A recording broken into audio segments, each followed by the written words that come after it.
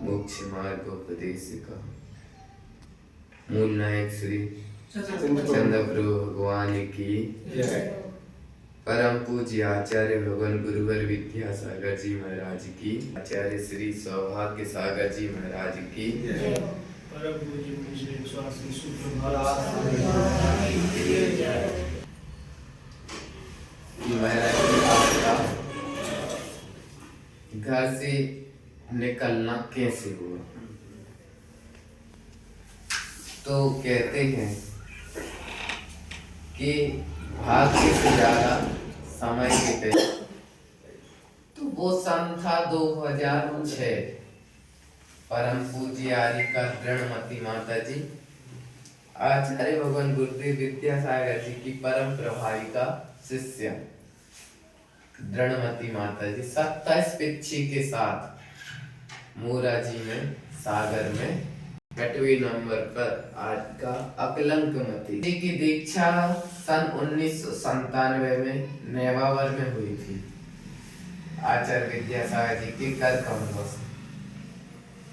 वो ब्रह्मचारिणी साधना दीदी का पुण्य कितना गाढ़ा होगा उस समय कि साक्षात इस काल के भगवान के कर कमलों से उनकी दीक्षा हो।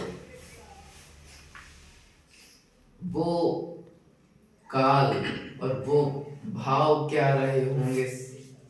साधना दीदी जबलपुर से थी माता जी, नारी का अकलंकमती, जबलपुर का उनका गृहस्थ जीवन का घर था, निवास।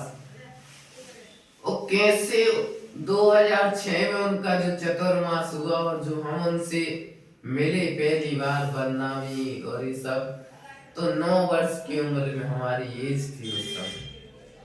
तो माता जी के पास चरणों में बैठना डेली, बोई मोरा जी हमारी स्कूल और बोई मोरा जी माता जी का धर्मशाला क्लास, और हमारे माता जी का कमरा और क्लास लगभग थोड़ी सी दूरी पे था।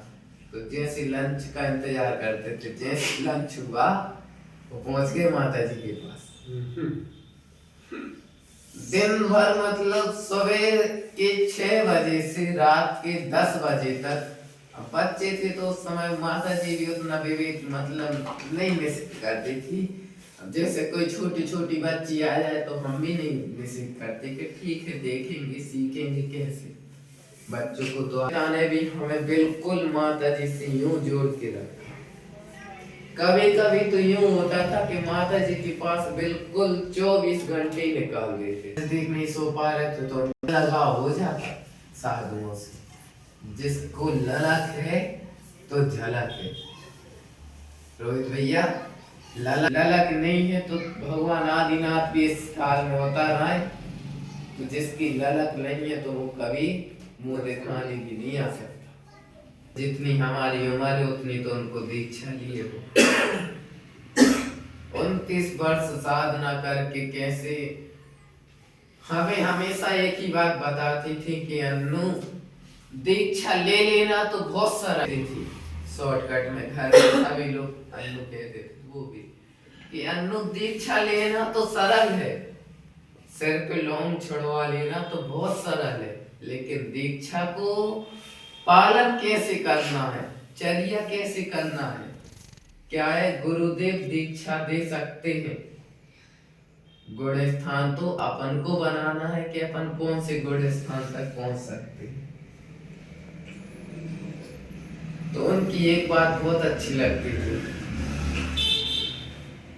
कि दीक्षा लेना ले लेना, लेकिन कभी दीक्षा में दोष नहीं लगने देना। बहुत अच्छे से कहते थे कि दीक्षा लेने के बाद खुली तलवार पे चलने जैसे अपना होता है। कभी ज्यादा भीड़ मिले तो इतराना नहीं कि हमारे पास बहुत भीड़ है, और कभी कम लोग मिले तो घबराना नहीं कि हमारे पास कोई आ नहीं रहा। ये सब पुण्य पाप का खेल होता है।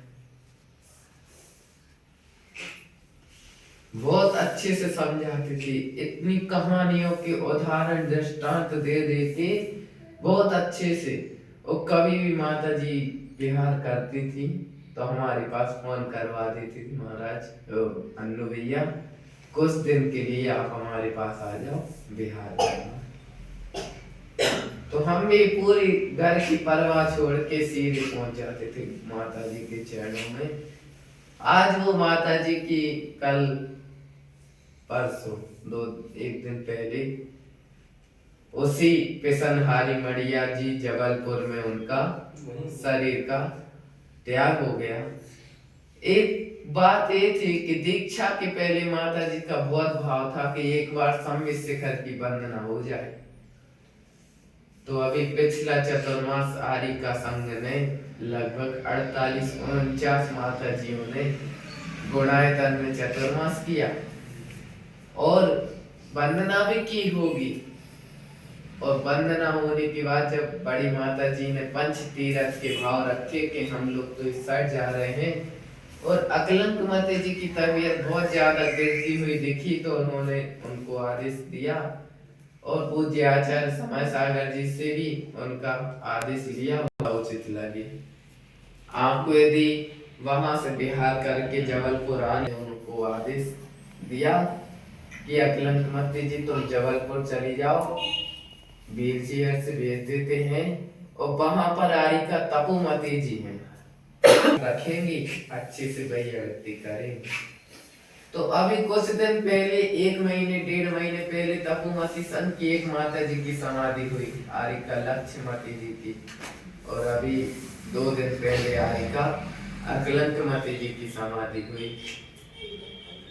वो एक ऐसा कहा जाए कि हम माता जी और हम मतलब हमारे में जैसे आप लोग हैं ना माँ बेटी की तरह, ऐसे हम लोग में अंदर ये हो गया था कि माता जी को यदि अंतराय आ जाए तो हमें यूं लगता था जैसे बहुत ज्यादा ही कुछ हो गया हो। माता जी के बारे में तो बोलना एक माँ की तारीफ करना तो बहुत सरल है। वो माता जी ऐसी थी कि कभी एक दूसरे को कभी देखा नहीं, पहली बार उनसे मिले और पहली बार में इतना वात्सल्य देना बहुत क्या बोला जाए कि संभव नहीं है। माना वो तो न भविष्यति। दीक्षा होने के बाद ही माता जी हमेशा एक ही बात कहती थी कि देखने तो मिल जाए कि हमारा अन्नू कितना बड़ा हो गया, कहाँ पर है, कैसे मुनि महाराज है। अंतिम समय कल परसों एक आसमा देवी से बात हुई तो आसमा देवी एक ही बात बोलती रही कि महाराज जी आपको तो उन्होंने 4-5 बार याद किया होगा दिन में रोज, कि कहीं से भी अन्नू का पता चल जाए, अन्नू कहाँ है, अन्नू महाराज जी कहाँ है। पहले तो अन्नू थे हम उनके, अब उनके महाराज जी हो गए तो अन्नू महाराज कहते थे। सुप्रभात सागर तो उन्हें पता नहीं था कि नाम ये है, लेकिन एक ही मन में लगी रहती थी कि अन्नू महाराज का पता चल जाए कि कहाँ पर है। और हमें भी जब पता चला कि सुबह तो हमने भैया से फोन करवाया कि दीदी माता जी की बात करवा दो हमारी वीडियो कॉल एक बार, तो हम उनको देख ले, वो हमें देख ले। लेकिन पहले क्या कभी मिला तो भाग्य में नहीं था, तो क्या हुआ कि माता जी चली गई। फोन किया 10 बजे और समाधि हुई 12 बजे और 2 बजे फिर मैसेज आ गया कि अन्नू तुम्हारी माता जी चली गई। फिर सुन के यूं लगा कि बताओ 2 घंटे तो पहले फोन किया था और एक खबर सुनने मिल गई कि माता जी चली। संसारिक दशा भले आता है आत्मा में तो आता है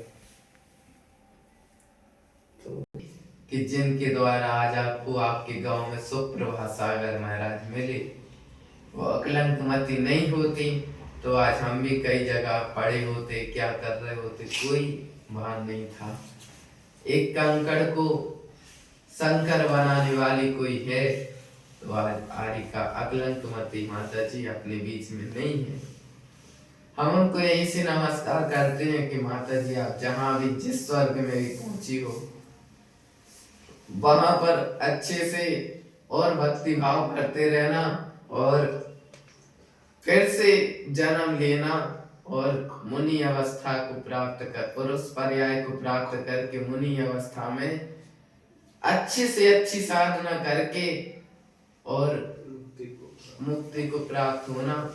माता जी वो करके दिखा के सिखा के गई हम लोगों को, खासकर हमें, कि कैसे दीक्षा ली भीम भरी मंदिर की।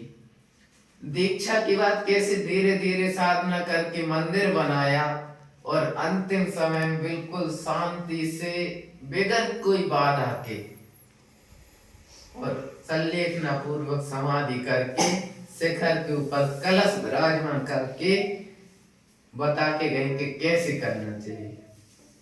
बहुत अच्छा लगा कि माता जी आपने तो हमें बहुत कुछ सिखाया। हम भी मानव भाते हैं कि जैसे माता जी के अच्छे से सानंद संपन्न बगैर कोई बाधा से माता जी की समाधि हुई, तो माता जी के चरणों में करते हुए परम पूज्य आचार्य गुरुवर श्री विद्यासागर जी महाराज की